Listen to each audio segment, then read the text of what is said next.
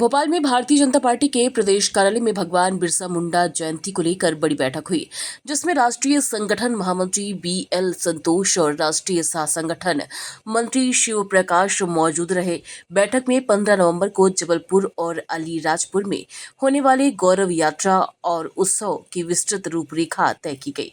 मुख्यमंत्री डॉक्टर मोहन यादव ने कहा कि बिरसा मुंडा जैसे महान जननायक ने जंगल से लेकर शहर तक अंग्रेजी हुकूमत के खिलाफ संघर्ष छेड़ा था और उनकी जयंती हमारे लिए गौरव का असर है। उन्होंने कहा कि 2021 में प्रधानमंत्री नरेंद्र मोदी के नेतृत्व में आदिवासी गौरव दिवस की शुरुआत मध्य प्रदेश से हुई थी, जो हम सब के लिए गर्व की बात है। सीएम ने बताया कि सरकार ने रानी दुर्गावती और रानी लक्ष्मीबाई जैसी वीरांगनाओं के अध्यायों को पाठ्यक्रम में शामिल किया और भगोरिया पर्व को राष्ट्रीय पर्व के रूप में मान्यता दी। उन्होंने घोषणा की कि 12 नवंबर को सिवनी जिले से लाडली बहना योजना की राशि ट्रांसफर कर नारी सशक्तिकरण से इस उत्सव की शुरुआत की जाएगी। भाजपा ने तय किया कि मंत्री, सांसद और विधायक मिलकर बिरसा मुंडा जयंती के कार्यक्रमों को भव्य और ऐतिहासिक बनाएंगे। अनुसूचित जनजाति मोर्चा जनजाति संकुल विकास देश के इस कार्यक्रम में हमारे बीच राष्ट्रीय संगठन महामंत्री माननीय BL संतोष साहब, माननीय भारतीय जनता पार्टी के अध्यक्ष श्रीमती हेमंत जी, मंचस्थ सभी अतिथिगण और आप सब, आज ये कार्यशाला हम सबके लिए खास करके 15 नवंबर जनजाति गौरव दिवस के अवसर पर होने वाले विविध कार्यक्रमों के साथ साथ जनजाति वर्ग के लिए माननीय प्रधानमंत्री जी द्वारा, हमारी सरकार के द्वारा जिस प्रकार से लगातार काम हो रहा, मुझे इस बात का भी गौरव और गर्व है। यशस्वी प्रधानमंत्री के ही नेतृत्व में 2021 में जनजाति गौरव दिवस की शुरुआत हमारे अपने राज्य से हुई थी। मैं अभिनंदन करना चाहूँगा और इस भावना के आधार पर जिसने इस अवधारणा को संशोधित करने का प्रयास किया और एक भाव हमारे मन में आया। यद्यपि ये बात सही है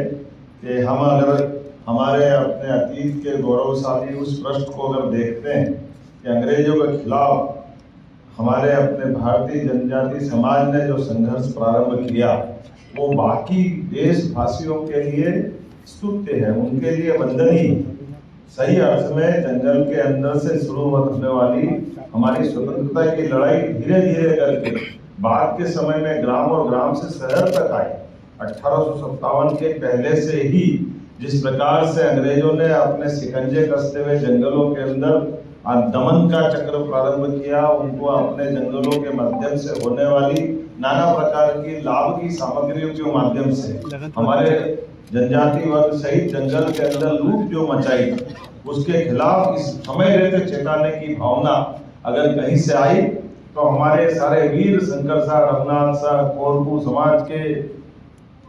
तमाम ऐसे हमारे गौरवशाली महापुरुष मध्य प्रदेश के संदर्भ में, जिनके कारण से हम इस बात के लिए गौरव रखते हैं। और उसी में एक बड़ा नाम हमारे लिए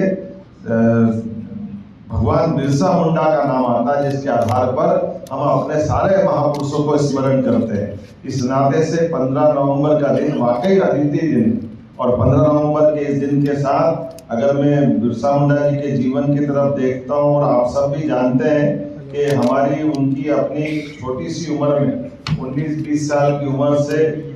वनवासी, गिरिवासी सबको जागृत करते हुए न केवल एक स्वतंत्रता सेनानी बल्कि समाज सुधारक भी, जिन्होंने कई सारी चेतनाओं का एक साथ अपने जीवन में धारण करते हुए समाज जागृति का काम। जब हम उनकी तरफ देखते हैं तो हमारे महापुरुष भी उसी भाव से मध्य प्रदेश वाली वो लंबी श्रृंखला की तरफ दिखाई देते हैं, जिनसे हम अपने आप पे गर्व करते हैं कि हाँ, हमारे यहाँ पर भी इसी परंपरा के बलबूते पर हो रहे। केवल मध्य प्रदेश और झारखंड के राज्य से नहीं देखें तो पूरे देश के संदर्भ में उस सिलसिले को हम पाते हैं, जो एक तरफ से असम से लगा करके और पूरा पश्चिम, उत्तर, दक्षिण हर क्षेत्र में जाने अनजाने। इसलिए हमारी सरकार के बनने के बाद में माननीय मोदी जी के लिए धन्यवाद भी अदा करूंगा, जिनके कारण से लगातार उन्होंने शहडोल में एक के बाद एक लगातार इस चीज का सिलसिला कायम किया। 15 नवंबर के आयोजन को स्थापित करने के लिए, यद्यपि हमारे उस पवित्र भाव के आधार पर जब हम बात करने जाते हैं तो कई सारे लोग पता नहीं कितने राजनीतिक व्यवधान खड़े करते हैं नादानी के कारण से। जो गौरवशाली पक्ष हमारा है, जिस पे हमको गर्व होना चाहिए, जो हमारा उसको हमको गर्व करने का मौका मिले, और हम कैसे मौका छोड़ सकते हैं। हम तो उस अवसर को निश्चित रूप से सुदृढ़ करने की जरूरत है। मैं आज इस बात को अगर रेखांकित करता हूं तो मैं माननीय भाई साहब आपको बताना चाहूंगा कि हमारी सरकार बनने के बाद भी, जैसे हमारी सरकार बनी तो हमने अपनी सरकार को समर्पित रानी दुर्गावती की 300वीं जयंती मनाते हुए जबलपुर जाकर के पहली कैबिनेट जबलपुर करने का प्रयास किया, जिसके कारण से हमारे वो गौरवशाली अतीत की रानी, जिनके काल में अंग्रेजों के भी पहले जिनसे हमको लड़ना पड़ा, ऐसी वो मुगल सत्ता, जिस मुगल सत्ता के भरोसे दुनिया पता नहीं उनको किस किस रूप में देखती, लेकिन हमें गर्व इस बात का कि ऐसे उस समय के स्वनाम धन्य मुगलों के सत्ताधीशों में एक बड़ा नाम अकबर का आता, और ऐसे अकबर से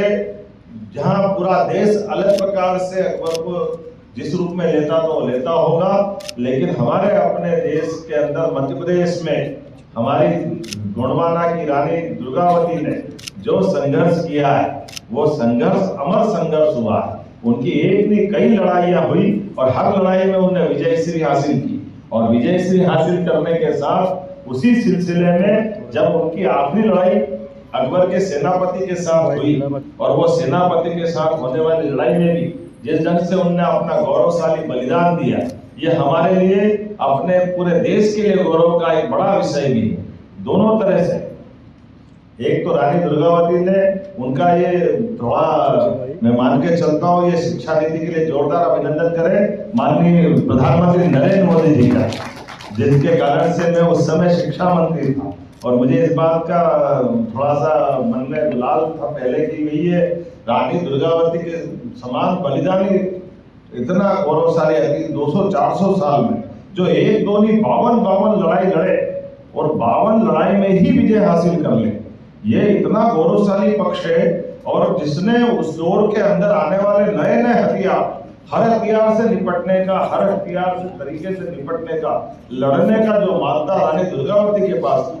और उससे बढ़कर भी जो आखिरी लड़ाई उनकी रही है, जब पहली बार तोप का प्रयोग हुआ, और तोप के प्रयोग से हाथियों के अंदर जो घबराहट होती है, हाथी के कारण से सेना की जो कठिनाई बढ़ती है, और ऐसे समय में भी वो एक हमारा परंपरा थी कि सूर्यास्त के बाद युद्ध नहीं होना चाहिए। रानी दुर्गावती ने जो अपने उस सेना अधिकारियों को दिया गया निर्देश, आज भी सेना के लिए वो स्वर्ण अक्षर में लिखा जाएगा कि युद्ध में परिस्थिति बदलती, नियम भी संशोधित करना चाहिए, और काल परिस्थिति के हिसाब से नियम बदलना भी चाहिए।